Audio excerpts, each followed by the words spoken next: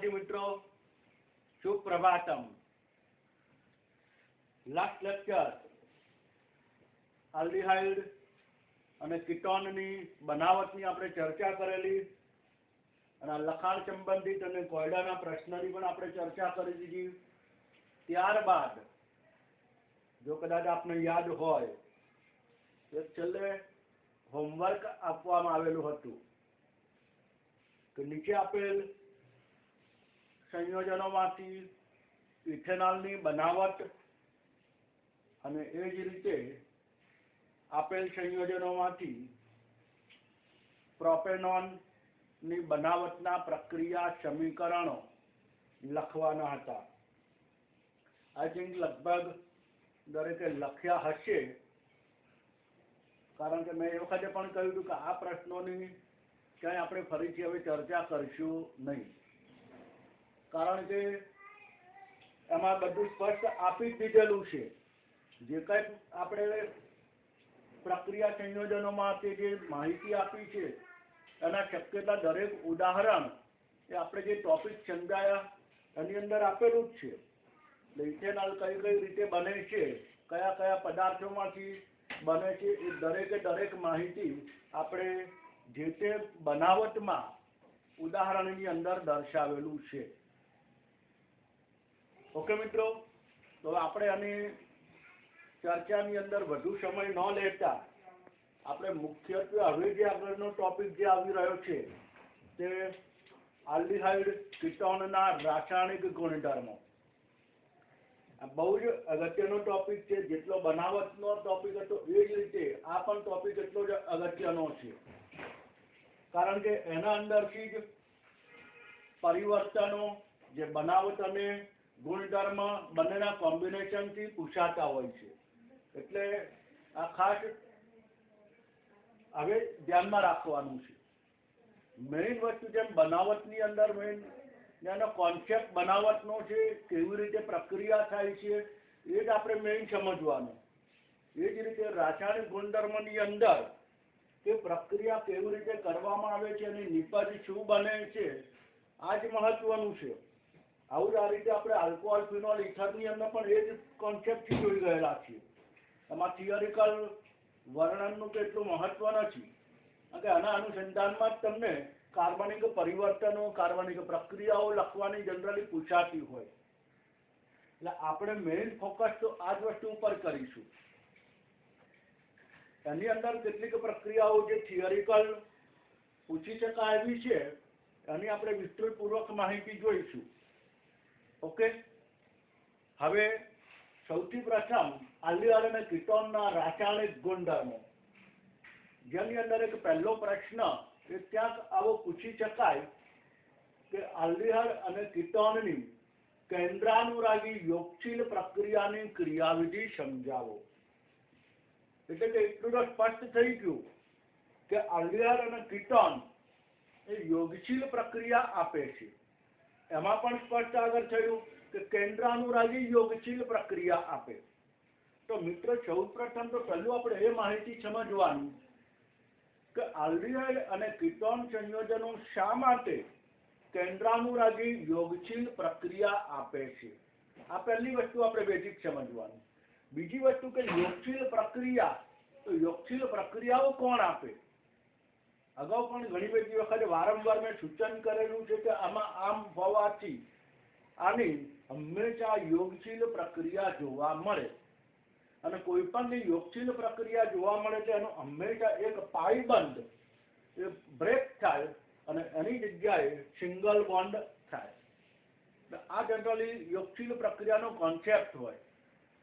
તો સૌપ્રથમ પ્રશ્નની સમજૂતી માટે કે જે યોગશીલ પ્રક્રિયાઓ આપણે જાણીએ છીએ એના અનુસંધાનમાં આપણે ચર્ચા કરીએ। તો આલ્કિન સંયોજનો કે જેની અંદર આપણે જાણીએ છીએ શું રહેલું હોય છે, C double bond C, carbon carbon વચ્ચે દ્વિબંધ। આલ્કિન સંયોજનો કે જે દ્વિબંધ છે અહીંયા આપણે બધી ઘણી બધી યોગશીલ પ્રક્રિયાઓ જોઈ ગયેલા છીએ. પાણીનો અણુ દાખલ થાય, હાઇડ્રોજનનો અણુ દાખલ થાય, હેલોજનનો અણુ દાખલ થાય.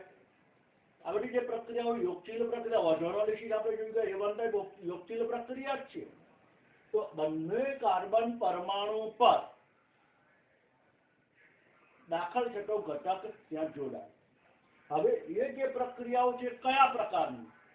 તો આલ્કીન સંયોજનો અધ્રુવીય હોવાથી દ્વિબંધ તો છે જ, બરાબર. આલ્કીન સંયોજનોમાં અધ્રુવીય દ્વિબંધ હોવાથી તેઓ, હવે આલ્કીન સંયોજનો કઈ પ્રક્રિયા આપે છે એ ખાસ આપણે ધ્યાનમાં રાખવાનું. તેઓ ઇલેક્ટ્રોન અનુરાગી યોગશીલ પ્રક્રિયા આપે છે. કારણ કે એની અંદર દ્વિબંધ છે. એટલે દ્વિબંધ કરાવતા સંયોજનો, બે પરમાણુઓ જે દ્વિબંધ હોય તે યોગશીલ પ્રક્રિયા આપે. હવે અધ્રુવીય છે, અધ્રુવીય હોવાને પરિણામે કઈ પ્રક્રિયા આપશે? ઇલેક્ટ્રોન અનુરાગી, એટલે કે પાઈ ઇલેક્ટ્રોન તરફ પરમાણુ દાખલ થાય. બંને કાર્બન પર પરમાણુ દાખલ થાય, પાઈ બંધ બ્રેક થાય, કાર્બન કાર્બન સિંગલ બોન્ડ બને. કે આપણે ઘણી બધી પ્રક્રિયાઓ અભ્યાસ કરી ચૂકેલા છીએ.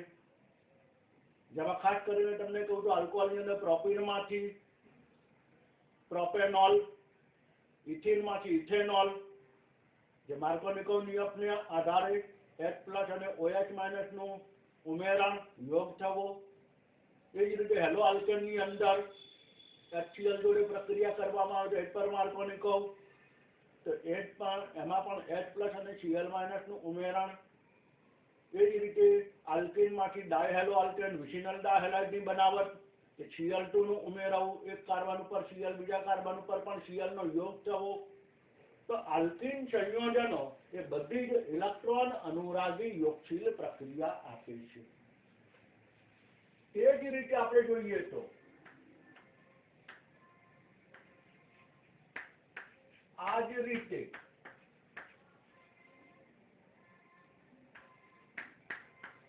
કાર્બોનિલ સમૂહ, કે જેની અંદર કાર્બન ઓક્સિજન વચ્ચે શું રહેલું છે? દ્વિબંધ. કાર્બોનિલ સમૂહ ધ્રુવીય હોવાથી આપણે જોઈ ગયા છે કાર્બોનિલ સમૂહ ધ્રુવીય છે. કાર્બન ઓક્સિજન અંદર દ્વિબંધ છે, દ્વિબંધ એટલે યોગશીલ પ્રક્રિયા આપે, પરંતુ ધ્રુવીય છે. ધ્રુવીય એટલે કાર્બન ઉપર આંશિક ધન વીજભાર, ઓક્સિજન ઉપર આંશિક ઋણ વીજભાર. તો કાર્બનિક જે કાર્બન પરમાણુ જે ધન વીજભારી છે એના તરફ કોઈક પ્રક્રિયક આકર્ષાય. હવે જો પોતે ધન વીજભારી હોય એના તરફ કોણ આકર્ષાય? ઋણ વીજભારી. અને ઋણ વીજભારી પ્રક્રિયક કે જેનું શું કહેવાય? કેન્દ્રાનુરાગી પ્રક્રિયક, ન્યુક્લિયોફિલિક આયન. તો અહીંયા આની જે પ્રક્રિયા થાય એ ન્યુક્લિયોફિલિક આયન દ્વારા થાય, અને માટે કેન્દ્રાનુરાગી અને દ્વિબંધ હોવાથી યોગશીલ, માટે કેન્દ્રાનુરાગી યોગશીલ. ફરક શું? દ્વિબંધ આમાં પણ છે ને આમાં પણ છે, પણ આ અધ્રુવીય છે, આ ધ્રુવીય છે. એને પરિણામે એમાં આટલો ફરક પડે. એટલે કે કાર્બોનિલ સમૂહ C+O ધ્રુવીય હોવાથી આલ્ડીહાઇડ અને કીટોન સંયોજનો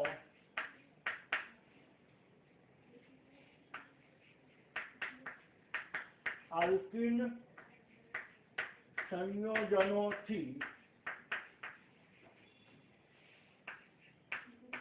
જુદી રીતે એના કરતા અલગ કઈ પ્રક્રિયા? તો કે કેન્દ્રાનુરાગી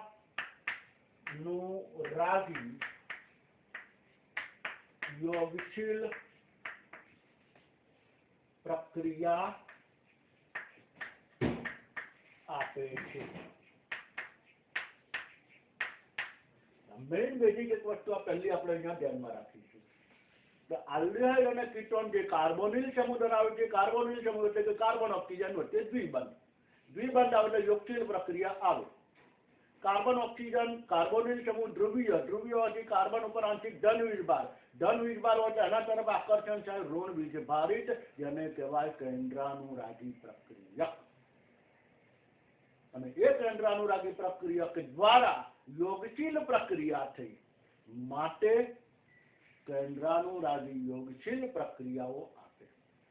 તો એ કેન્દ્રાનુરાગી યોગશીલ પ્રક્રિયા કેવી રીતે આપે એની આપણે ક્રિયાવિધિ હવે સમજવાની છે.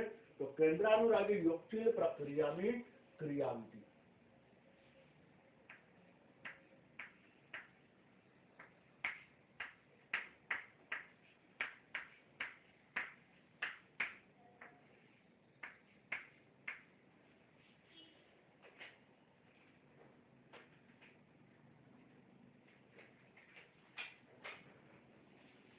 તો કેન્દ્રાનુરાગી યોગશીલ પ્રક્રિયાની અંદર જોઈએ સૌપ્રથમ તો કાર્બોનિલ સમૂહનું બંધારણ, જે અગાઉ આપણે જોઈ ગયેલા છીએ.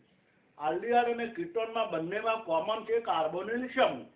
આ કાર્બોનિલ સમૂહનું બંધારણ કેવું છે પહેલા એની બેઝિક આપણે રૂપરેખા આકૃતિ દ્વારા જોઈ લઈએ, બાકી આપણે સમજેલા તો છે જ, બરાબર.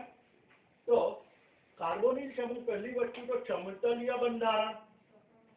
સમતલીય બંધારણ હોવાને નાતે આ રીતે એક સમતલની અંદર રહેલા હોય.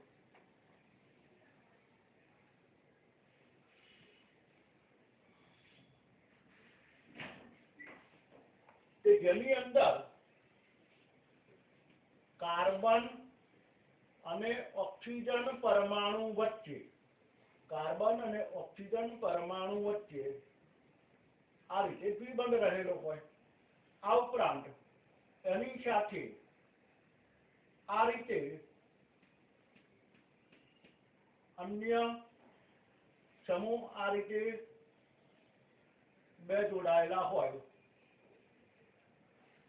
દાખલા તરીકે આ જે બે સમૂહ છે એ કોઈ પણ એક્સ વાય ઝેડ, બરાબર, અને આપણે નામ આપી દઈએ કે આ કોઈ બી જોડાયેલો છે, આ કોઈ એ જોડાયેલો છે.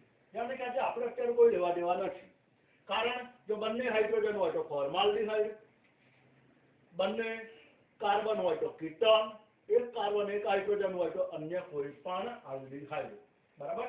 આટલી વસ્તુ અહીંયા કાર્બોનિલ કાર્બન સાથે જોડાયેલો છે, બધું જ એક જ સમતલમાં હોય.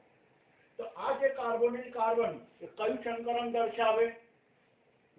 sp2 સંકરણ દર્શાવે, બરાબર. તો એના સંકરણનો આપણે અહીંયા ઉલ્લેખ કરી રાખીએ કે કાર્બોનિલ કાર્બન કે જેનું સંકરણ આ ખાલી ઉલ્લેખ કરવા માટેનું છે એ ધ્યાનમાં રાખજો. sp2 સંકૃત,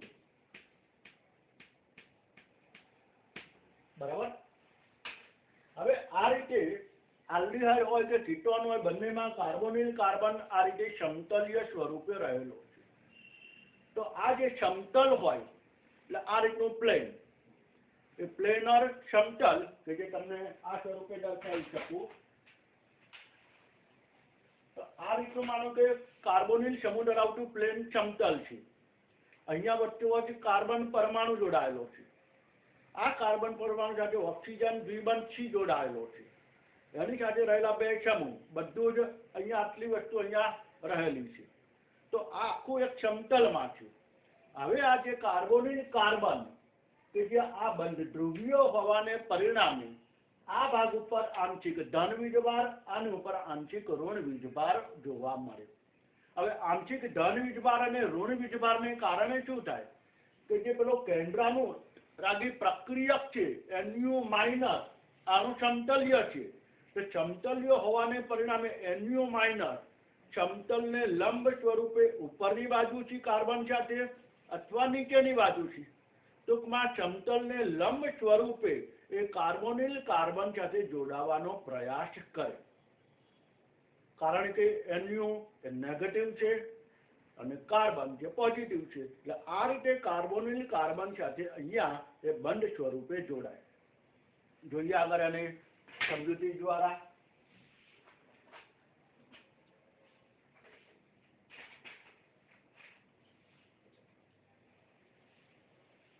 આ જે કાર્બન પરમાણુ જે છે કે જે આંશિક ધન વીજભારિત અને ઓક્સિજન આંશિક ઋણ વીજભારિત છે. હવે સૌપ્રથમ પહેલા તબક્કામાં Nu માઇનસ એ આ કાર્બોનિલ કાર્બન પર કોણ Nu માઇનસ એ સમતલને લંબ સ્વરૂપે જે કેન્દ્રાનુરાગી પ્રક્રિયક કહેવાય, જે સમતલને લંબ સ્વરૂપે એના ઉપર હુમલો કરે. એટલે કે સૌથી પ્રથમ પહેલો મુદ્દો આપણે ક્રિયાવિધિનો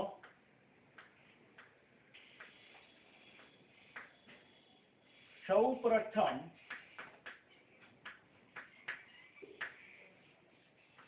કેન્દ્રાનુરાગી પ્રક્રિયક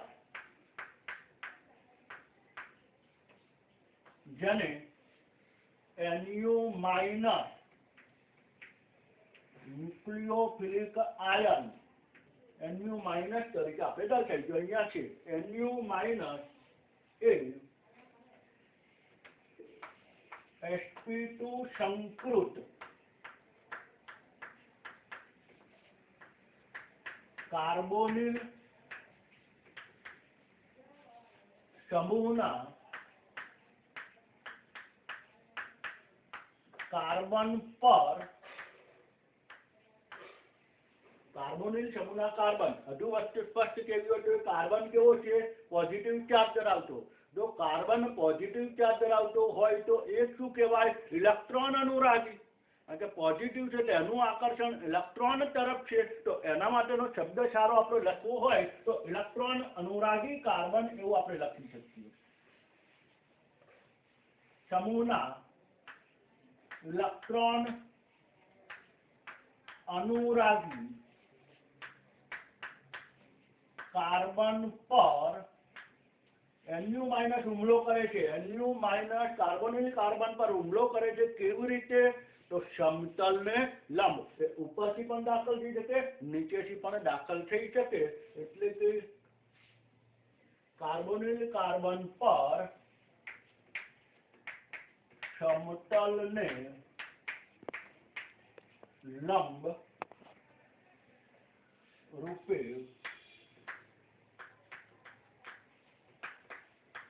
હુમલો કરે છે. આ રીતે સમતલને લંબ સ્વરૂપે અને હુમલો કર્યો. પરિણામે શું થાય? તો એને પરિણામે પ્રક્રિયા થઈને આજે નોર્મલ આપણે જે સમતલીય બંધારણ છે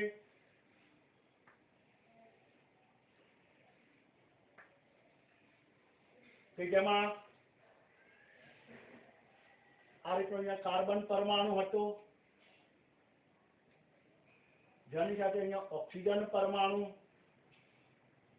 કે જે દ્વિબંધથી જોડાયેલો હતો. હવે શું થશે?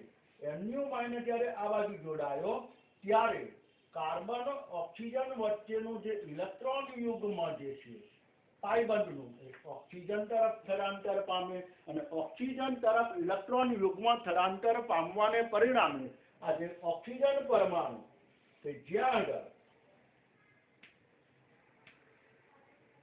નોર્મલ બે ઇલેક્ટ્રોન યુગ્મ તો ઓક્સિજન જોડે હોય અને અન્ય ઇલેક્ટ્રોન આવવાને પરિણામે આ જે છે એ નેગેટિવ ચાર્જ બનશે. હવે અને કાર્બન અને ઓક્સિજન સાથે કોણ જોડાઈ રહ્યું છે?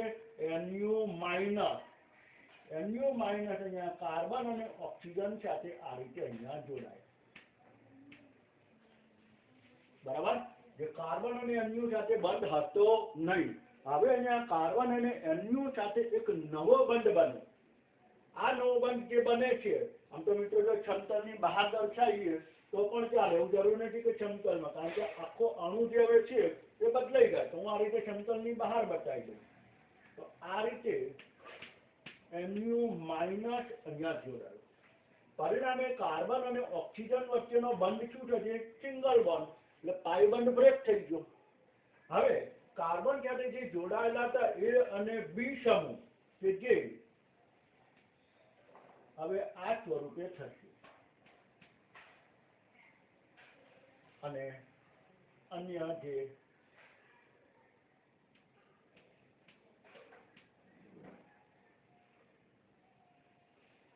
આ જે જોડાયેલો છે એ A અને આ જોડાયેલો છે B. હવે જે કાર્બન પરમાણુ છે એની સાથે જો કેટલા સમૂહ જોડાઈ ગયા? 4. અને હવે જે એનો આકાર જે બની ગયો એ કયો બની ગયો? સમચતુષ્ફલકીય. આકાર કયો બની ગયો? સમચતુષ્ફલકીય. અને આ કાર્બન પરમાણુનું સંકરણ કયું બની ગયું? sp3 સંકરણ થઈ ગયું. એટલે અહીંયા સંકરણ આપણે દર્શાવીએ, કોઈ બંધ નથી, ખાસ ધ્યાનમાં રાખજો. sp3 સંકૃત. અને આ જે નિપજ બની એ મધ્યવર્તી નિપજ છે. મધ્યવર્તી નિપજ. આ મધ્યવર્તી નિપજ છે એ કેવી રીતે જોડાયેલી છે? તો આકાર સમચતુષ્ફલકીય, સમચતુષ્ફલકીય અને O માઇનસ સ્વરૂપ એટલે આલ્કોક્સાઇડ અને ઋણ છે એટલે આયન. તો સમચતુષ્ફલકીય આલ્કોક્સાઇડ આયન અહીંયા નિપજ તરીકે બને અને કાર્બન અને Nu વચ્ચે એક નવો બંધ નિર્માણ પામે. બરાબર, માહિતી જોઈએ તો આ રીતે સૌપ્રથમ Nu માઇનસ સમતલને લંબ કે સ્વરૂપે ઉપર કે નીચે ગમે ત્યાંથી સમતલને લંબ રૂપે કાર્બોનિલ કાર્બન પર હુમલો કરે. આથી એનું સંકરણ sp2 માંથી sp3 થાય. સંકરણ sp2 માંથી sp3 અને ચતુષ્ફલકીય આલ્કોક્સાઇડ આયન મધ્યવર્તી નિપજ તરીકે પ્રાપ્ત થાય. બરાબર, એટલે આ એક પહેલી વસ્તુ આપણે અહીંયા ધ્યાનમાં રાખીએ. ત્યારબાદ મુદ્દો જોઈએ. પરિણામે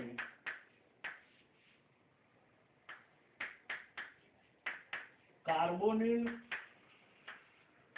કાર્બન અને Nu માઇનસ વચ્ચે નવો બંધ રચાય છે, જેથી કાર્બન આ કયો sp2 જે કાર્બોનિલ હતો કાર્બનનું સંકરણ sp2 માંથી sp3 થાય છે. આથી મધ્યવર્તી નિપજ તરીકે તો મધ્યવર્તી નિપજ તરીકે અહીંયા શું પ્રાપ્ત થયું? સમચતુષ્ફલકીય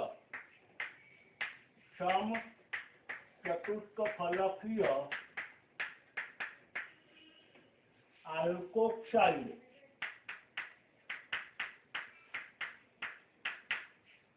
આયન બને છે અથવા મળે છે. બરાબર, ક્લિયર થઈ ગયું? આ જે બન્યું એ સમચતુષ્ફલકીય આલ્કોક્સાઇડ આયન હવે નેગેટિવ આયન છે એટલે અસ્થાયી કહેવાય. અસ્થાયી હોવાને પરિણામે સ્થાયી બનવા શું કરશે? તો O માઇનસ એ પ્રક્રિયા માધ્યમમાંથી પ્રોટોન સ્વીકારે. એટલે હવેની સ્ટેપ નેક્સ્ટ આગળ.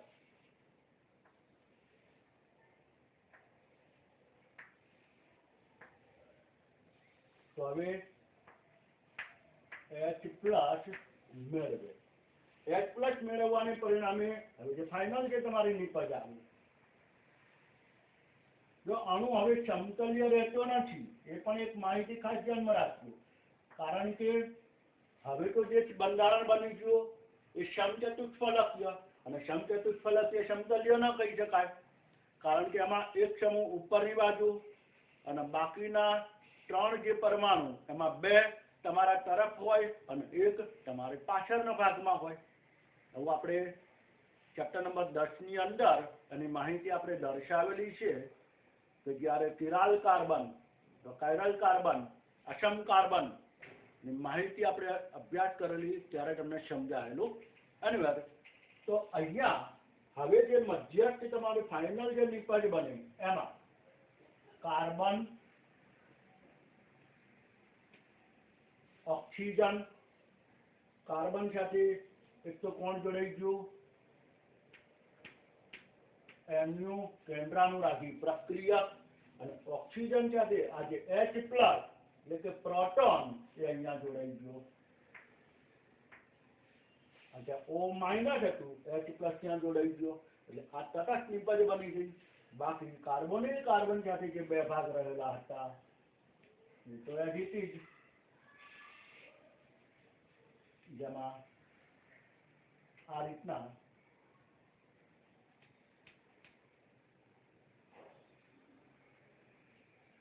બે ભાગ જોડાયેલા છે, જેમાં એક A અને B. આ A અને B ગમે તે હોઈ શકે, એની સાથે આપણે અત્યારે કોઈ લેવા દેવા છે નહીં. તો આ રીતે બીજો જે તટસ્થ નિપજ અહીંયા અંતિમ નિપજ આપણને પ્રાપ્ત થાય, તો જેમાં કાર્બનનું સંકરણ sp3 જ રહેલું હોય, તો આ જે આપણને પ્રાપ્ત થઈ એ વિદ્યુતીય તટસ્થ નિપજ જે આપણને અંતમાં પ્રાપ્ત થાય. આમાં ખાલી ધ્યાનમાં રાખવાની જરૂર નથી, પણ ખાલી ઉલ્લેખ કરી રાખવાનો આ જે પ્રક્રિયા જે છે એ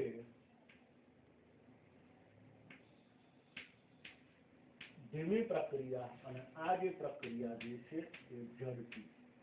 અને કદાચ હજુ ચેપ્ટર નંબર 4 રાસાયણિક ગતિકી તમારે ચાલ્યું નથી, રાસાયણિક ગતિકીમાં એક એવો ઉલ્લેખ હોય છે કે ધીમી પ્રક્રિયા એ વેગ નિર્ણાયક ગણવામાં આવે, એટલે આ પ્રથમ તબક્કો એ વેગ નિર્ણાયક કહેવાય. તો અત્યારે આપણે એની કોઈ જરૂર નથી. ઓકે, હવે અહીંયા જે ફાઇનલ નિપજ, તો ત્રીજું સ્ટેપ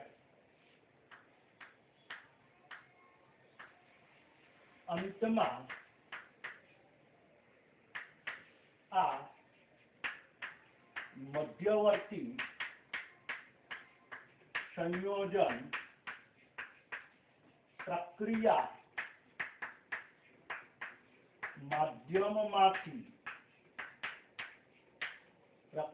માધ્યમમાંથી શું મેળવશે? પ્રોટોન H+,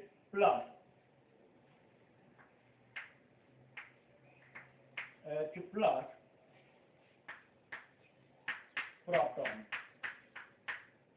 મેળવીને વિદ્યુતીય તટસ્થ નિપજ આપે છે. અંતમાં વિદ્યુતીય તટસ્થ નિપજ આપણને પ્રાપ્ત થાય. તો આ એક આમ જોઈએ તો ક્રિયાવિધિ પૂર્ણ. હવે ક્રિયાવિધિની અંદર ત્રીજો એક છેલ્લે મુદ્દો આપણે લખીએ તો આ જે આમાંથી આ નિપજ બની, આ બેમાં શું ફેરફાર થયો? તો જો A અને B એઝ ઇટ ઇઝ, કોઈ ચેન્જ નહીં. નંબર 2, કાર્બન અને ઓક્સિજન વચ્ચે દ્વિબંધ. કાર્બન અને ઓક્સિજન વચ્ચે દ્વિબંધ છે, તો કાર્બન સાથે કોણ જોડાયું? Nu- કેન્દ્રાનુરાગી પ્રક્રિયા, અને ઓક્સિજન સાથે કોણ જોડાયું? હાઇડ્રોજન. બરાબર. બીજું, દ્વિબંધમાંથી શું બન્યું? Single bond. ત્રીજું, કાર્બનનું સંકરણ sp2 હતું, કાર્બનનું સંકરણ કયું થઈ ગયું? sp3. લખવું હોય તો અહીંયા છેલ્લે દર્શાય, આમ તો અહીંયા દર્શાય એટલે બહુ જરૂર નહીં, પણ છતાંય આપણે અહીંયા દર્શાવવું હોય તો sp3 સંકૃત, એટલે કાર્બન પરમાણુ જે છે એ sp3 સંકૃત છે. એટલે છેલ્લે આપણે ફાઇનલ લખવું હોય તો ટૂંકમાં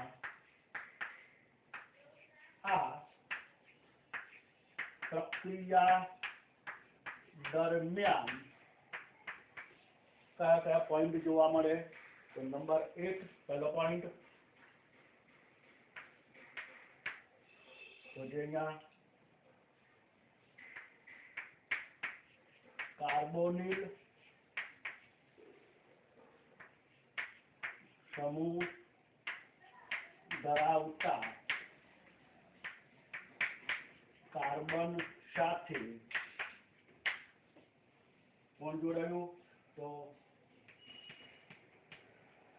NO- અને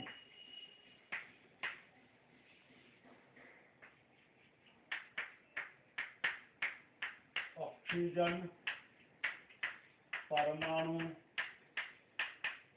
સાથે H+ એટલે કે પ્રોટોન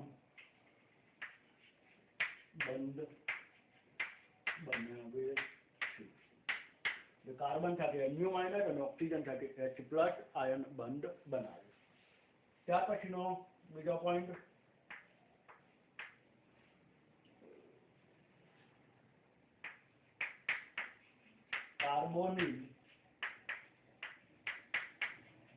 કાર્બનનું સંકરણ કયું હતું? sp2 માંથી કયું બને છે? sp3. sp2 માંથી sp3 થાય છે. અંતમાં આપણને વિદ્યુત તટસ્થ નિપજ પ્રાપ્ત થાય. તો મૂળભૂત ફેરફાર બરાબર. અને કાર્બન અને ઓક્સિજન દ્વિબંધ ધરાવતા કાર્બન અને ઓક્સિજન સાથે બે સમૂહનો બે પરમાણુનો યોગ થયો એક NO- અને એક H+ માટે યોગશીલ પ્રક્રિયા. અને NO- નો યોગ થયો માટે કેન્દ્રાનુરાગી યોગશીલ પ્રક્રિયા. તો આટલું તમને ક્યારેક પ્રશ્ન તરીકે પૂછાય તો આ માહિતી તમારે અહીંયા દર્શાવવાની. ફરીથી આખી વસ્તુ સમજી લેજો. અહીંયા આ જે પ્રશ્ન આખો જે છે એ તમને જે રીતે લાઈવ ભણાવતા હોય એ રીતે સમજાવવાનો પ્રયાસ કર્યો છે. નહીં તો સમય ઓછો જાય એના માટે મેં પહેલેથી લખીને પણ તમને સમજાવી શકત. પણ આપણે સ્ટેપ બાય સ્ટેપ સમજતા ગયા અને લખતા ગયા જેથી કરીને તમને થોડું વધારે ખ્યાલ આવે. ફરીથી આપણે સમજી લઈએ તો યોગશીલ પ્રક્રિયા કોણ આપે? તો બે નજીકના પરમાણુ વચ્ચે શું રહેલું હોય? દ્વિબંધ. જેમ આલ્કીનમાં કાર્બન કાર્બન દ્વિબંધ હોય એમ કાર્બોનિલ સમૂહ ધરાવતા આલ્ડીહાઇડ અને કીટોનમાં કાર્બન ઓક્સિજન વચ્ચે દ્વિબંધ હોય. એટલે આ બંને જણા યોગશીલ પ્રક્રિયા આપે. પણ આલ્કીન સંયોજન એ મોટે ભાગે અધ્રુવીય સંયોજન હોય અને અધ્રુવીય હોવાને પરિણામે એની અંદર જે પ્રક્રિયા જે છે એ ઇલેક્ટ્રોન અનુરાગી યોગશીલ MCQમાં પૂછી શકે. બરાબર. જ્યારે કાર્બોનિલ સમૂહ કે જેમાં કાર્બન અને ઓક્સિજન દ્વિબંધ છે પરંતુ ધ્રુવીય હોવાને પરિણામે કાર્બન પર આંશિક ધન વીજભાર, ઓક્સિજન ઉપર આંશિક ઋણ વીજભાર જેને આપણે દર્શાવેલું છે અને પરિણામે એ કેન્દ્રાનુરાગી યોગશીલ પ્રક્રિયાઓ આપે. જેની ક્રિયાવિધિ સમજવા માટે સૌથી પ્રથમ કાર્બોનિલ સમૂહનું બંધારણ કે જે કેવું છે? સમતલીય. તો કાર્બોનિલ સમૂહ કે જે સમતલીય સ્વરૂપે રહેલો છે કે જેમાં કાર્બન અને ઓક્સિજન વચ્ચે દ્વિબંધ છે કે જેમાં કાર્બનની વિદ્યુત ઋણતા ઓછી હોવાને કારણે આ ધ્રુવીય બંધ અહીંયા આંશિક ધન વીજભાર આંશિક ઋણ વીજભાર છે. હવે આ કાર્બોનિલ સમૂહ ધરાવતા કાર્બનનું જે સમતલ જે sp2 સંકૃત જે કાર્બન છે અને આ સમતલને લંબ રૂપે NO- અને આ સમતલને લંબ રૂપે NO- એ ઉપર કે નીચે એ મહત્વનું નથી પણ એને લંબ રૂપે હુમલો કરશે. બરાબર. અને લંબ રૂપે હુમલો કરે એટલે ઉપરથી આ રીતે એને હુમલો કર્યો NO- આ કાર્બન પર લંબ રૂપે હુમલો કરવાને પરિણામે કાર્બન અને NO વચ્ચે બંધ બન્યો. હવે જેવો કાર્બન અને NO વચ્ચે બંધ બને એટલે એની સાથે સમતલમાં જે જોડાયેલા A અને B એ શું થાય? સમતલથી બહાર જતા રહે. આ રીતે A અને B સમતલથી નીચે તરફ આવી જાય. આ NO- અહીંયા જોડાયું. આ જે ए અને બી જે સમતલમાં હતા, આ કાર્બન, તો કાર્બન સાથે જેવો NU જોડાયો એટલે આ જે છે એ સમતલથી બહાર જતા રહ્યા, અને સમતલથી બહાર જતા રહ્યા એટલે કેવી નિપજ થઈ? સમચતુષ્ફલકીય. આ રીતે તો કાર્બનનું સંકરણ sp3 બની ગયું, અને ઓક્સિજન કે જે ઋણ વીજભારિત બન્યો એટલે ચતુષ્ફલકીય આલ્કોક્સાઇડ આયન નિપજ બની કહેવાય. તો સમચતુષ્ફલકીય, તો આ આલ્કોક્સાઇડ આયન નિપજ બની. હવે આયન છે, ઋણ આયન છે એટલે અસ્થાયી હોય, એટલે શું કરે? હવે પ્રક્રિયા માધ્યમમાંથી ઝડપથી H+ આયન મેળવી લે અને સ્થાયી બને, અને વિદ્યુતીય તટસ્થ નિપજ આપણને પ્રાપ્ત થાય. ઓક્સિજન સાથે જોડાયું હાઇડ્રોજન, કાર્બન સાથે NO. સમગ્ર પ્રક્રિયા દરમિયાન કાર્બોનિલ એટલે કે કાર્બન ઓક્સિજન દ્વિબંધ પર કાર્બન એટલે C અને NU વચ્ચે અને ઓક્સિજન અને હાઇડ્રોજન વચ્ચે એક નવો બંધ રચાય. કાર્બન સાથે NU- અને ઓક્સિજન સાથે H+ એ બંધ બને, અને જેથી કાર્બોનિલ કાર્બનનું સંકરણ sp2 માંથી sp3 થાય. એનું વર્ણન સ્ટેપ બાય સ્ટેપ છે. પહેલું બંધારણ, એનું વર્ણન. તો સૌ પ્રથમ કેન્દ્રાનુરાગી પ્રક્રિયા કે NU- એ sp3 સંકૃત કાર્બોનિલ સમૂહના ઇલેક્ટ્રોન અનુરાગી કાર્બન પર સમતલને લંબ રૂપે હુમલો કરે છે.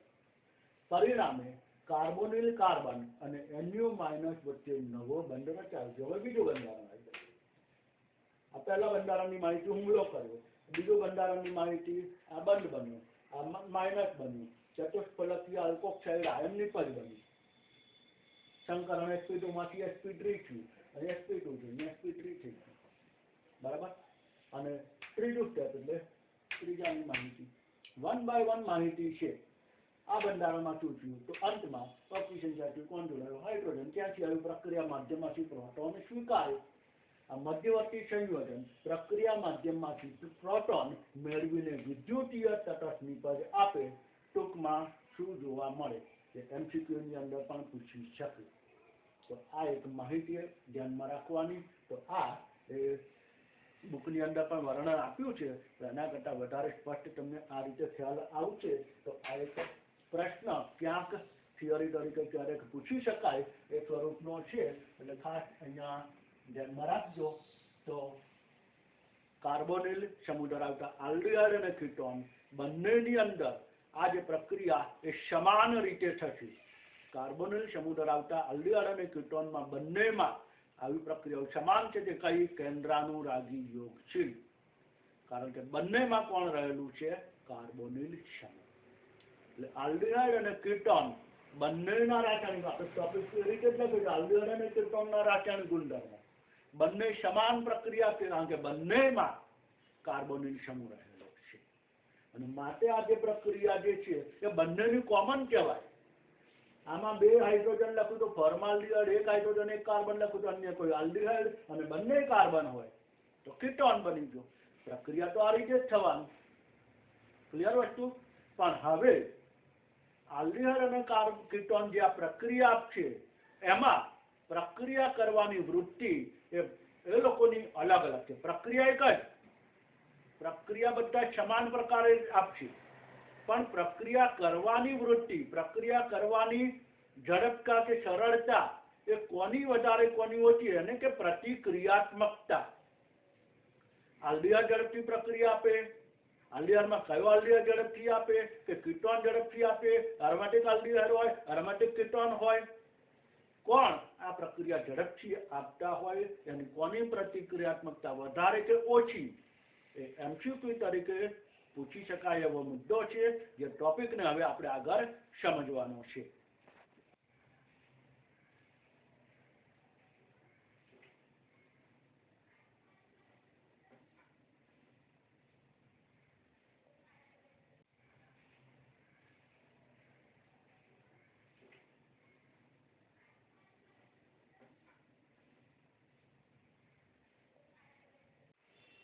હવે જે મુખ્ય મુદ્દો આપણે વાત કરી એમ આલ્ડીહાઇડ અને કીટોનની રાસાયણિક પ્રતિક્રિયાત્મકતા એ સંપૂર્ણ MCQ બેઝ પ્રશ્ન પૂછાય છે. ખાસ આપણા MCQ રીતે સમજી લઈશું. આનું કોઈ થિયરિકલ વર્ણન બહુ મહત્વનું નથી. હવે આ જે રાસાયણિક પ્રતિક્રિયાત્મકતા એટલે કે આલ્ડીહાઇડ અને કીટોનની જે કેન્દ્રાનુરાગી યોગશીલ પ્રક્રિયા જે કરી રહ્યો છે, કે જે કેન્દ્રાનુરાગી પ્રક્રિયક સાથેની પ્રક્રિયા થઈ રહી છે, એ મુખ્ય બે પરિબળ પર આધારિત છે. નંબર 1 ઇલેક્ટ્રોનિક અસર એટલે કે આલ્ડીહાઇડ અને કીટોનમાં કાર્બોનિલ કાર્બન સાથે જોડાયેલા સમૂહને આધારિત, અને નંબર 2 અવકાશીય અવરોધક અસર એટલે એ પણ કાર્બોનિલ કાર્બન સાથે જોડાયેલા સમૂહને આધારિત. આ બે પરિબળો કે જે કાર્બોનિલ કાર્બન એટલે કે આલ્ડીહાઇડ અને કીટોનમાં NU- સાથેની જોડાણની પ્રક્રિયાને અવરોધક બને અથવા પૂરક બને. કાં તો પ્રક્રિયા સરળતાથી કરાવે અથવા તો પ્રક્રિયા મુશ્કેલથી કરાવે. પ્રક્રિયા તો કરે, પ્રક્રિયા ન કરે એવું નથી, પણ કોની સરળતાથી થાય, કોની ધીમે, કોની પ્રતિક્રિયાત્મકતા વધારે, કોની પ્રતિક્રિયાત્મકતા ઓછી. આમ બે મુદ્દા આપણે અહીંયા સમજવાના છે. બરાબર? તો બે વસ્તુના પરિબળને આધારે હવે ફરીથી એ વસ્તુ આપણે સમજી લઈએ કે અહીંયા જે પ્રક્રિયા થઈ રહી છે કે જે કાર્બન અને ઓક્સિજન કે જેની વચ્ચે અહીંયા ડબલ બોન્ડ છે, કે જેની સાથે જોડાય છે કોણ? NU-. બરાબર? બહુ મહત્વની વસ્તુ પહેલા સમજી લેજો શું કહેવા માંગે છે. NU- કે જે નેગેટિવ આયન છે, આ જે છે એ કેન્દ્રાનુરાગી પ્રક્રિયક છે.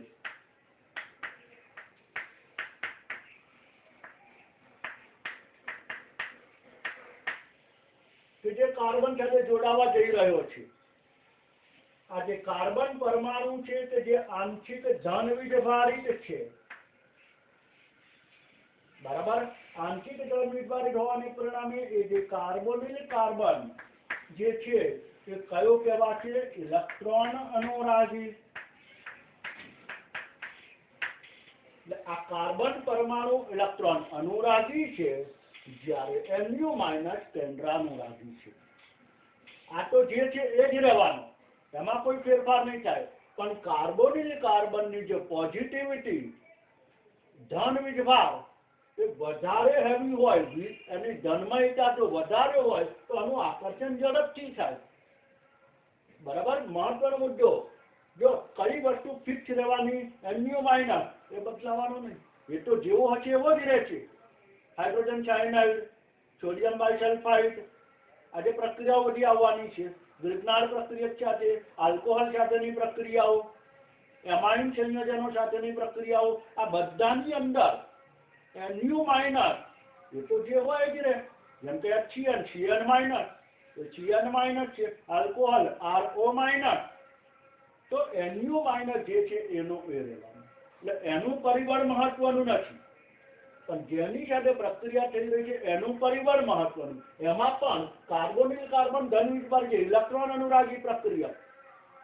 તો આ ધન વીજભાર જેટલો ભારે, જેટલો ધન વીજભાર કાર્બન ઉપર થાય હોય, અથવા તો કહી શકાય એની ધનમયતા એટલે પોઝિટિવિટી જેટલી વધારે એટલું નેગેટિવનું આકર્ષણ સરળતાથી થાય.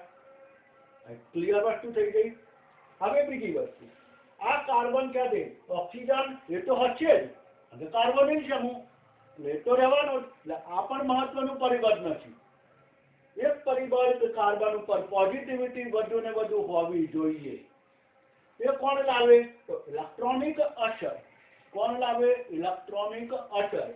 હવે એના માટે સમજીએ કે કાર્બન સાથે અહીંયા જે બે સમૂહ જોડાઈ રહેલા છે જે હોય, આ બે સમૂહ કાર્બોનિલ કાર્બનમાં આલ્ડીહાઇડ હોય કે કીટોન હોય કે હોય જ.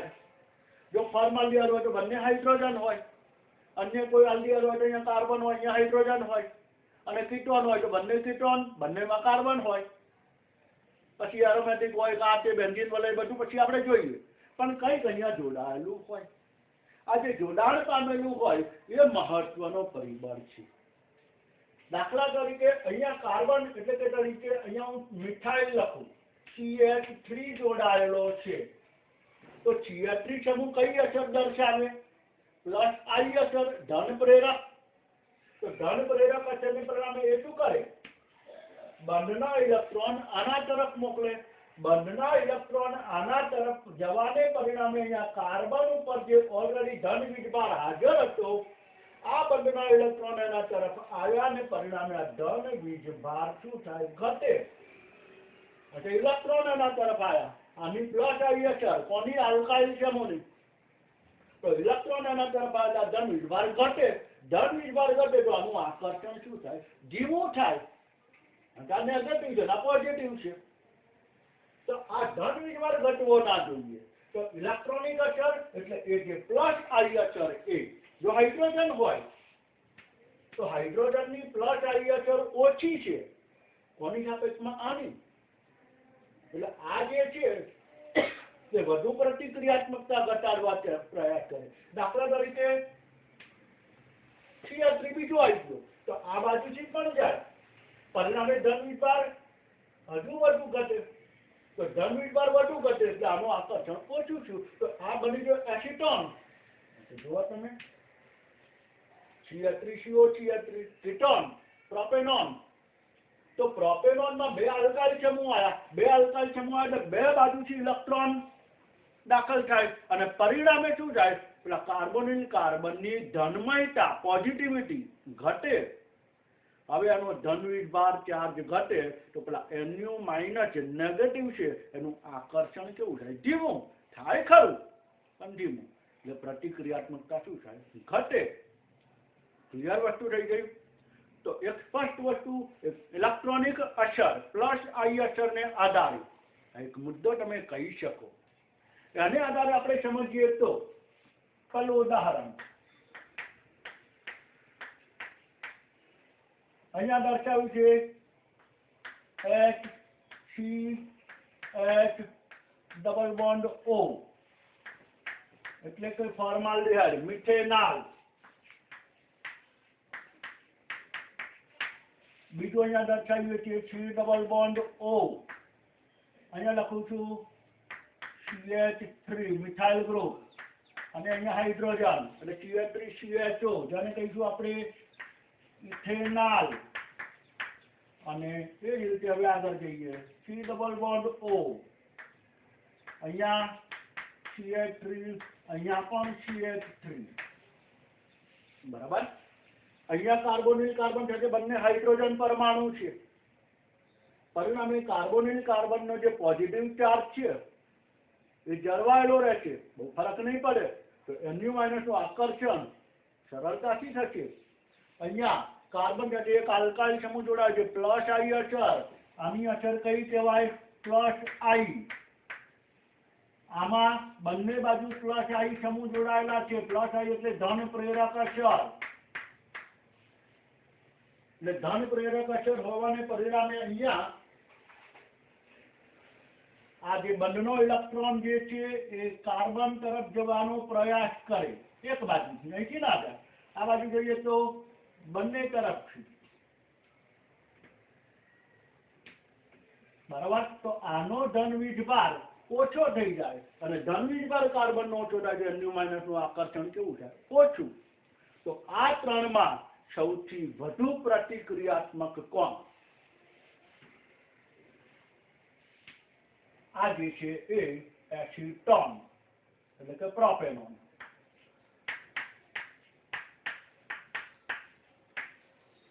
સમજી જાય એક વસ્તુ? એટલે મિથેનોલની પ્રતિક્રિયાત્મકતા કોઈ પણ આલ્ડીહાઇડ કીટોનમાં સૌથી હાઈએસ્ટ, ઝડપથી પ્રક્રિયા આપે, એ પછી ઇથેનોલ, એ પછી પ્રોપેનોલ. એ જ રીતે હવે જેમ આલ્કાઇલ સમૂહ વધે પ્રતિક્રિયાત્મકતા ઘટે. અહીંયા CH3 છે અને જગ્યાએ હું અહીંયા CH3CH2 લખું, પ્રોપેનોલ એટલે કે CH3CH2CHO પ્રોપેનોલ. તો એની પ્રતિક્રિયાત્મકતા ઘટી કારણ કે આલ્કાઇલ સમૂહ મોટો બન્યો, પ્રતિક્રિયાત્મકતા ઘટતી જાય. અહીંયા દ્વિતીયક હોય, અહીંયા પ્રાથમિક હોય. બરાબર. તો અહીંયા દ્વિતીયક આવે એટલે એની પ્રતિક્રિયાત્મકતા ઘટાડવાનો પ્રયાસ કર્યો. પછીના આગળ મુદ્દાઓમાં જોતા જઈએ. એટલે આલ્કાઇલ સમૂહ જેટલો હવે હેવી થતો જાય એટલી પ્લસ આઈ અસર વધુ કરે અને પ્લસ આઈ અસર એક જ વસ્તુ યાદ રાખો, કાર્બોનિલ કાર્બનની પ્રતિક્રિયાત્મકતા ઘટાડે એટલે પ્રતિક્રિયાત્મકતા ઓછી થાય. બરાબર. વસ્તુ ક્લિયર થઈ ગઈ? હવે બીજો મુદ્દો સાથે સાથે કહે છે અવકાશીય અવરોધક અસર. તો આ પણ મુદ્દો જરૂરી છે.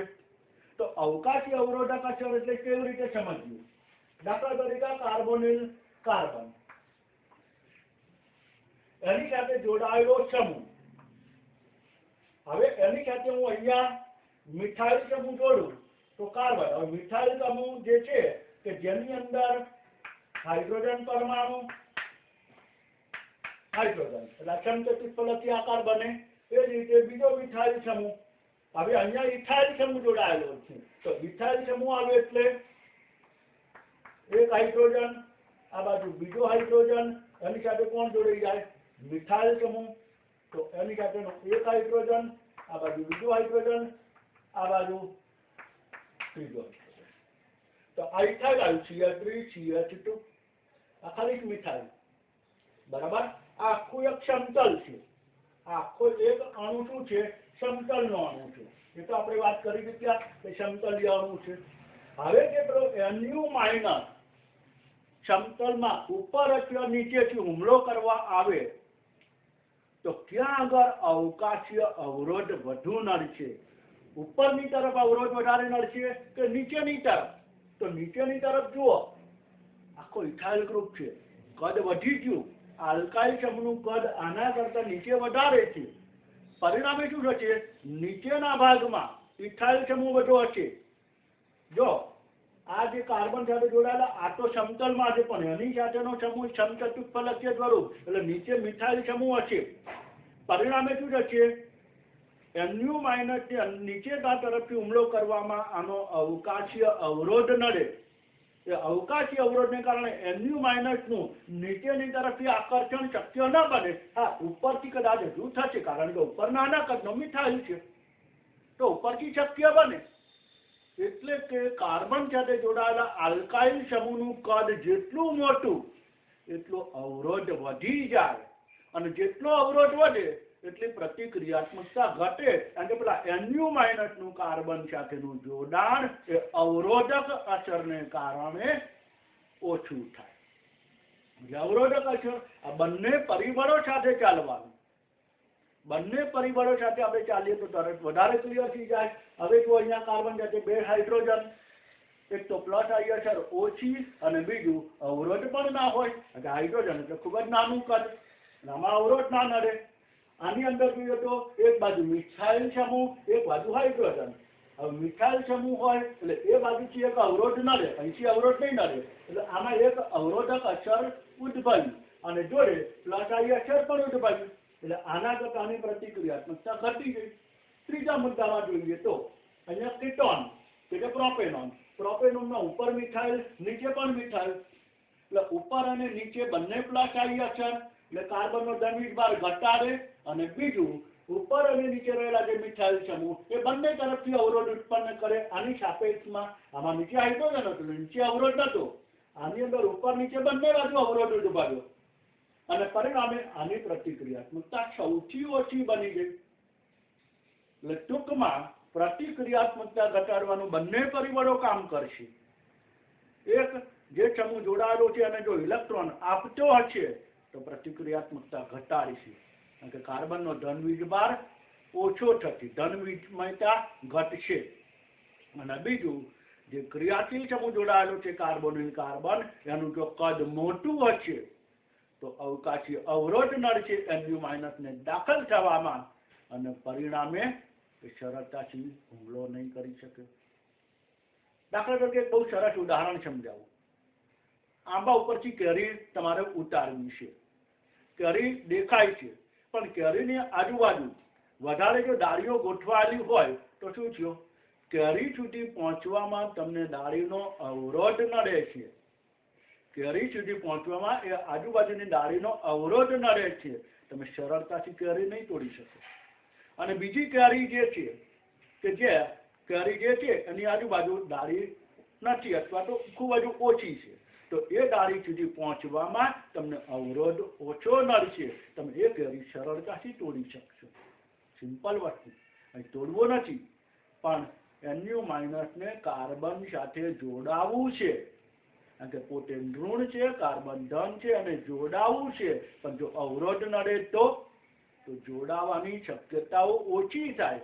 ન થાય એવું નથી, તમે કેરી તોડી તો શકશો જ, પણ ડાળીઓને કારણે અવરોધ નડ્યો એટલે ડાળીઓને આગી પાછી કરીને તમે તોડી શકશો. પ્રક્રિયા તો થાય છે પણ પેલાની સાપેક્ષમાં ધીમી થઈ જશે. એટલે એક અવરોધક પણ પરિબળ ધ્યાનમાં રાખવાનું. અને બીજું આવ્યું પ્લસ ISR.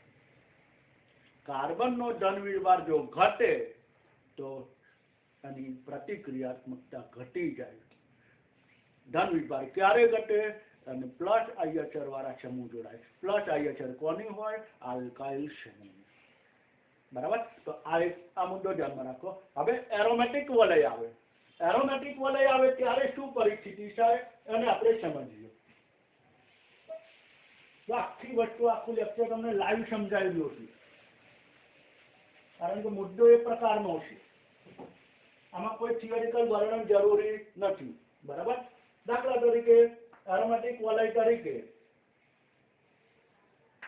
RK બેન્ઝીન વલય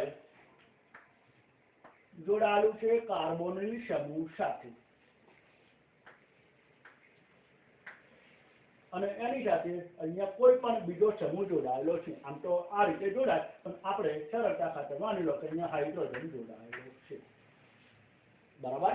હવે અહીંયા પેલા Nu માઇનસ ને શું કરવાનું છે? હુમલો કરવાનો છે.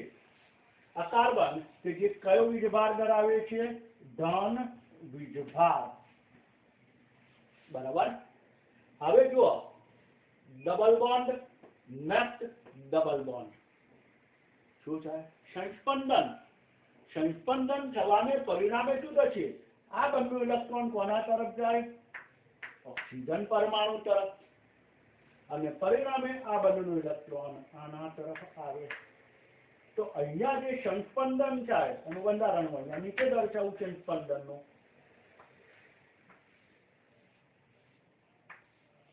બેન્ઝીન વલય છે, કાર્બન છે, અહીંયા ઓક્સિજન સાથે સિંગલ બોન્ડ બની ગયો. સિંગલ બોન્ડને પરિણામે એની સાથે ઇલેક્ટ્રોન યુગ્મ વધ્યા, એ બની ગયો નેગેટિવ ચાર્જ. બરાબર? આ બંધ અહીંયા આવી ગયો એટલે કાર્બન સાથે અહીંયા કયો એક નવો બંધ બન્યો, એટલે કે આ રીતે અહીંયા શું બન્યું? બંધ. આ બંધ અહીંયા આ જે કાર્બન પરમાણુ છે ત્યાંથી બંધ ગયો એટલે ત્યાં આગળ શું થઈ ગયું? Positive charge. આ કાર્બનનો ધન વીજભાર શું થઈ ગયો? જતો રહ્યો. બરાબર? બાકીના તો આ જે બંધ જે છે એવી રીતના. હવે શું થાય? આ જે પોઝિટિવ છે એટલે આ બંને ઇલેક્ટ્રોન અહીંયા આવે. આ બંને ઇલેક્ટ્રોન અહીંયા આવે, અહીંયા ડબલ બોન્ડ થઈ ગયું તો આ પોઝિટિવ ચાર્જ અહીંયા આવે. પછી આ અહીંયા આવે એટલે પોઝિટિવ ચાર્જ ક્યાં ગયો? અહીંયા ગયો. આ રીતે સંસ્પંદનને પરિણામે એરોમેટિક વલય, આ બેન્ઝાલ્ડિહાઇડ છે, એરોમેટિક વલયની અંદર શું થવાનું? પ્રતિક્રિયાત્મકતા ઘટી જવાની. કારણ કે કાર્બનનો ધન વીજભાર વહેંચાઈ ગયો, એની જોડેથી ધન વીજભાર જતો રહ્યો બેન્ઝીન વલયમાં. હવે અહીંયા પોઝિટિવ ચાર્જ નથી, તો પેલા Nu માઇનસ ને અહીંયા આકર્ષણ કરવું હોય તો ધીમું થઈ જવાનું, કારણ કે અહીંયા પોઝિટિવ ચાર્જ નથી. તો પ્રતિક્રિયાત્મકતા શું થઈ જાય? ઘટી જાય. કોના કરતા? એટલે પ્રોપેનોન કરતા પણ ઘટી જાય. એરોમેટિક વલય આવી તો કાર્બોનિલ કાર્બન સાથે એરોમેટિક વલય જોડાય એટલે પ્રતિક્રિયાત્મકતા ઘટે. ખાસ ડ્યુ ટુ સંસ્પંદન. બરાબર? સંસ્પંદનને કારણે એની પ્રતિક્રિયાત્મકતા ઘટે. હવે એક બાજુ હાઇડ્રોજન છે, એટલે એક બાજુ હાઇડ્રોજન છે એટલે અહીંયા અવરોધ પણ ઓછો અને અહીંયા સંસ્પંદન ન થાય. એટલે આને પરિણામે બેન્ઝાલ્ડિહાઇડ કંઈક અંશે પ્રતિક્રિયાત્મક ખરો, પરંતુ અહીંયા CH3 જોડી દઉં તો આ થઈ ગયું એસિટોફિનોન. તો બેન્ઝાલ્ડિહાઇડ કરતા એસિટોફિનોનની પ્રતિક્રિયાત્મકતા ઓર ઘટી ગઈ. પણ એની સાથે હું અહીંયા બેન્ઝીન વલય જોડી દઉં તો, બેન્ઝોફિનોન કરી દઉં તો કાર્બોનિક કાર્બન સાથે બંને બાજુ બેન્ઝીન આવી ગયા, બંને બાજુ સંસ્પંદન, પ્રતિક્રિયાત્મકતા એના કરતા પણ ઓછી થઈ ગઈ. બરાબર? તો આ જ ક્રમ આગળ આપણે જતા જઈએ તો હવેનો ભાગ આગળ કોણ આવે? તો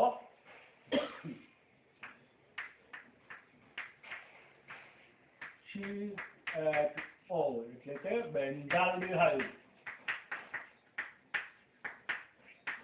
એ પછી આગળ જઈએ તો અહીંયા CO બરાબર, આ હાઇડ્રોજન જગ્યાએ અહીંયા જોડી દીધું મિથાઇલ સમૂહ, તો આ જે બન્યું એસિટોફિનોન,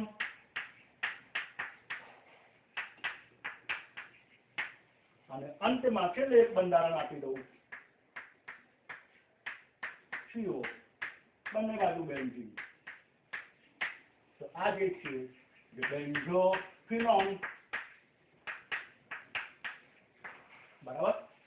તો સૌથી વધુ પ્રતિક્રિયાત્મક મિથેનોલ, મિથેનોલ પછી ઇથેનોલ, પછી પ્રોપેનોન, એ પછી આવે બેન્ઝાલ્ડિહાઇડ, એ પછી એસિટોફિનોન, એના કરતાં પણ ઓછી કારણ કે આમાં હાઇડ્રોજન છે, આમાં મિથાઇલ સમૂહ આવે, મિથાઇલ સમૂહ પ્લસ આઈએસએલ અવરોધક બંને વસ્તુઓ દબાવી, અને અંતમાં બેન્ઝીન. એટલે બે બેન્ઝીન વલય, જેટલા બેન્ઝીન વલય વધે એટલી એની અસર ઓછી કરે છે બરાબર. તો આ પણ મુદ્દો અહીંયા ધ્યાનમાં રાખવાનો. તો આ જે છે એક જનરલ આખો ક્રમ આપી દીધો, બુકમાં નથી આવો ક્રમ, આ જનરલ ક્રમ. મિથેનોલની પ્રતિક્રિયાત્મકતા સૌથી વધારે, બેન્ઝોફિનોનની પ્રતિક્રિયાત્મકતા સૌથી ઓછી, ઇથેનોલ, પ્રોપેનોન, બેન્ઝાલ્ડિહાઇડ, એસિટોફિનોન, બેન્ઝોફિનોન, આખો એક ક્રમ. કોને કારણે? તો આ બે પરિબળને કારણે. બેન્ઝીન વલયમાં કેમ ઘટે? તો સંસ્પંદન. બેન્ઝીન વલય કાર્બોનિલ કાર્બન સાથે શું કરે છે? સંસ્પંદન. તો એને કારણે એની પ્રતિક્રિયાત્મકતા ઘટે.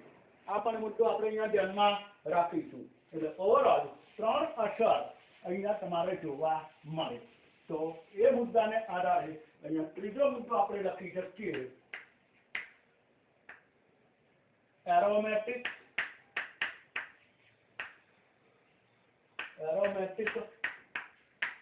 વલયની સંસ્પંદન અસર. આ પણ મહત્વનો મુદ્દો રહે છે.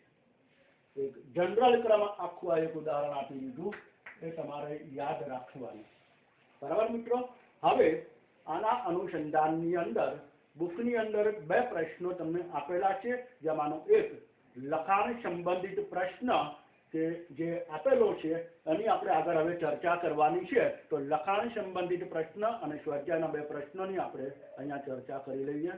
હવે મિત્રો અહીંયા લખાણ સંબંધિત પ્રશ્ન 12.4 ની અંદર 2 પ્રશ્નો આપેલા છે, અને સ્વાધ્યાયમાં 12.12 ની અંદર 1 પ્રશ્ન. આ ત્રણે ત્રણ એક MCQ તરીકે એક IMP ધ્યાનમાં રાખજો, પૂછી શકે. અહીંયા આપવામાં આવેલું છે ઇથેનોલ, પ્રોપેનોલ, પ્રોપેનોન અને બ્યુટેનોન, એની ક્રિયાત્મકતા, પ્રતિક્રિયાત્મકતાનો ઉતરતો કે ચડતો ક્રમ જે બી લખવો હોય તે. ટૂંકમાં કોની પ્રતિક્રિયાત્મકતા સૌથી વધુ છે, કોની સૌથી ઓછી, આ નક્કી કરવાનું. ઇથેનોલ, આમાં થોડું બંધારણ તમે સમજશો તો સરળતાથી ખ્યાલ આવશે. ઇથેનોલનું બંધારણ જો આપણે લખીએ તો CH3CHO બરાબર. પ્રોપેનોલનું બંધારણ લખીએ તો CH3CH2CHO. Propanone CH3COCH3. અને બ્યુટેનોન એટલે કે CH3COCH2CH3. હવે આની પ્રતિક્રિયાત્મકતાનો ક્રમ આપણે નક્કી કરવાનો છે બરાબર. તો શાબ્દિક લખીને અહીંયા ક્રમ આપણે દર્શાવીશું, અથવા તો આપેલા જે બંધારણો જે છે એ બંધારણોને હાઇલાઇટ કરી દઈએ કે આ બંધારણ A, આ બંધારણ B, આ બંધારણ C અને આને બંધારણ D કહીએ. હવે મારે નીચે ક્રમ લખવાનો છે. કોની ક્રિયાત્મકતા? જો CHO એટલે એક હાઇડ્રોજન એક મિથાઇલ, CHO એક હાઇડ્રોજન અને બીજું ઇથાઇલ. તો આ બેમાં શું થયું? ઇથાઇલ સમૂહ, મિથાઇલ સમૂહ. તો મિથાઇલ કરતા ઇથાઇલની પ્લસ આઈ અસર વધે, અવરોધક અસર પણ વધે. તો આ બેમાં પ્રતિક્રિયાત્મકતા કોની વધારે? આની. ઓકે, આ વધીએ. CH3COCH3 કીટોન, આની આજુબાજુ 2 મિથાઇલ, એટલે 2 મિથાઇલ અને કીટોન આવે, કીટોનની પ્રતિક્રિયાત્મકતા બંને આલ્ડીહાઇડ કરતા ઓછી. અને આગળ CO3 CO CO2 CO3 અહીંયા જોઈએ તો CO ની આજુબાજુ આ બાજુ એક મિથાઇલ છે અને બીજી બાજુ ઇથાઇલ અહીંયા CO ની આજુબાજુ બંને બાજુ મિથાઇલ હતા અહીંયા મિથાઇલ અને ઇથાઇલ તો ઇથાઇલ અને મિથાઇલ બે ચમુ આયા કદ વધ્યું એટલે અવરોધ પણ વધ્યો અને સામે પ્લસ આવી અસર પણ વધી બે વસ્તુ વધી એટલે આની ક્રિયાત્મકતા તો સૌથી ઓછી બને એટલે આની ક્રિયાત્મકતા સૌથી ઓછી જો ક્રમમાં ઓછાથી તમારે ક્રમ લખવો હોય તો ગમે તે રીતે ક્રમ તમે દર્શાવી શકો આ ક્રમ એટલે સમજી લો કયો છે પ્રતિક્રિયાત્મકતાનો જ ક્રમ તો સૌથી ઓછી ક્રિયાત્મકતા કોની ડી ડી ની ક્રિયાત્મકતા સૌથી ઓછી ત્યાર પછી કોની આવે તો સી ત્યાર પછી ક્રિયાત્મકતા કોની ઓછી આવે તો બી અને છેલ્લે કોની સી તો એની સૌથી વધારે એટલે આની ક્રિયાત્મકતા સૌથી ઓછી તો આનો ક્રમ બની ગયો બરાબર એટલે આ રીતના ક્રમ MCQ માં તમને આપેલો હોય એ તમારે ફાઇન્ડ આઉટ કરવાનો રહે ઓકે મિત્રો નેક્સ્ટ બેન્ઝાલ્ડિહાઇડ પેરાટોલ્યુહાઇડ પેરાનાઇટ્રોબેન્ઝાલ્ડિહાઇડ અને એસિટોફિનોન ચાર આપેલા છે બરાબર બંધારણ જોઈ લઈએ બેન્ઝાલ્ડિહાઇડ કે જેનું બંધારણ આ રીતે આપણે દર્શાવી શકીએ બેન્ઝીન ઉપર CHO ઓકે પેરાટોલ્યુઆલ્ડિહાઇડ અથવા તો બંધારણ આપણે આ રીતે ક્રોસ દર્શાવીએ એટલે આ દાખલા રૂપે આ રીતે દાખલા તરીકે આનું બંધારણ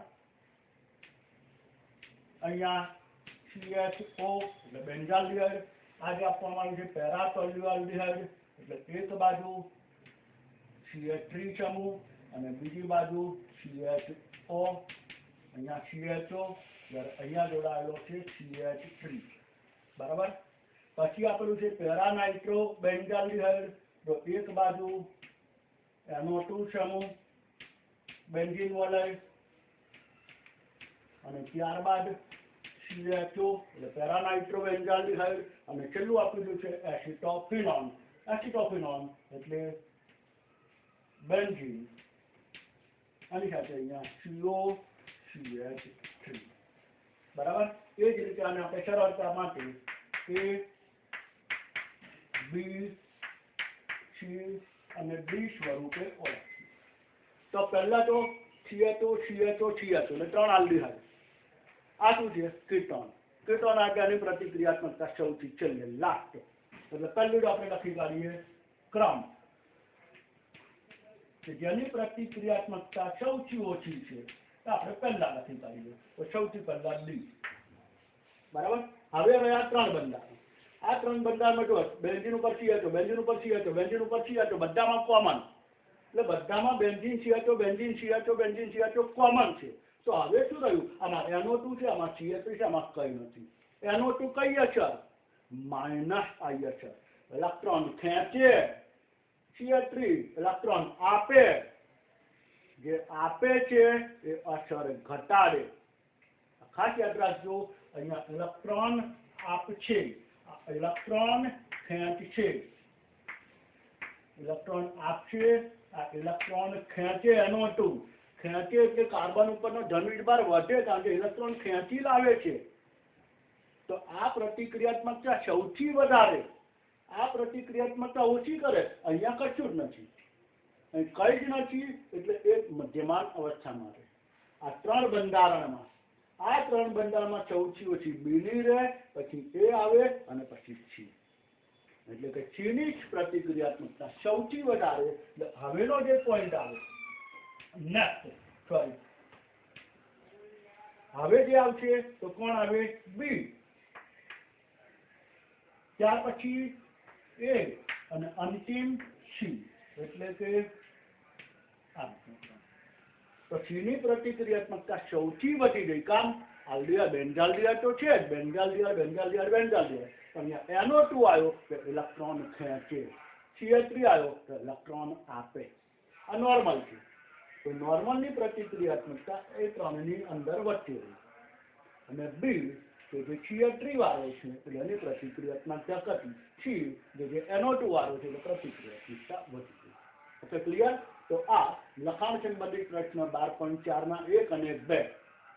ત્યારબાદ સ્વાધ્યાયની અંદર 12.12 એક નંબરનો એક પ્રશ્ન આવો આપેલો છે કે આપેલાની હાઇડ્રોજન સાયનાઇડ સાથેની પ્રતિક્રિયાત્મકતાનો ક્રમ લખો। હવે હાઇડ્રોજન સાયનાઇડ સાથેની પ્રતિક્રિયાત્મકતા, હાઇડ્રોજન સાયનાઇડના બધા જે આપેલા છે આલ્ડીહાઇડ અને કીટોન છે, તો એની સાથે પ્રક્રિયા કરવાની વૃત્તિ કોની વધારે કોની ઓછી, ધેટ મીન્સ આ જ વસ્તુ છે, એટલે અહીંયા આપણે જોડે લઈ લીધેલું છે। હવે એના બંધારણ એસિટાલ્ડીહાઇડ, તો પહેલા આપણે બંધારણ ધ્યાનમાં રાખવાનું। તો એસિટાલ્ડીહાઇડનું બંધારણ લખીશું આપણે CH3CHO, ત્યારબાદ એસિટોન CH3COCH3। હવેના બંધારણ બહુ સરસ છે। ડાયતૃતીયક બ્યુટાઇલ કીટોન એટલે વચ્ચે તો કીટોન પણ ડાયતૃતીયક બ્યુટાઇલ એટલે CH3CH3 અને પાછું અહીંયા પણ CH3, તો આ તૃતીયક બ્યુટાઇલ થઈ ગયું બરાબર। એની જોડે કોણ આવે CO, એની સાથે ડાયતૃતીયક એટલે બીજું ફરી એવું બંધારણ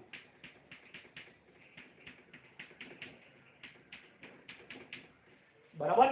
અને ત્યારબાદ આપેલું છે મિથાઇલ તૃતીયક બ્યુટાઇલ કીટોન। મિથાઇલ એટલે એક બાજુ CH3 કીટોન એટલે CO, और बीजी बाजू तृतीयक ब्यूटाइल એટલે અહીંયા પાછું તૃતીયક બ્યુટાઇલ સ્વરૂપનું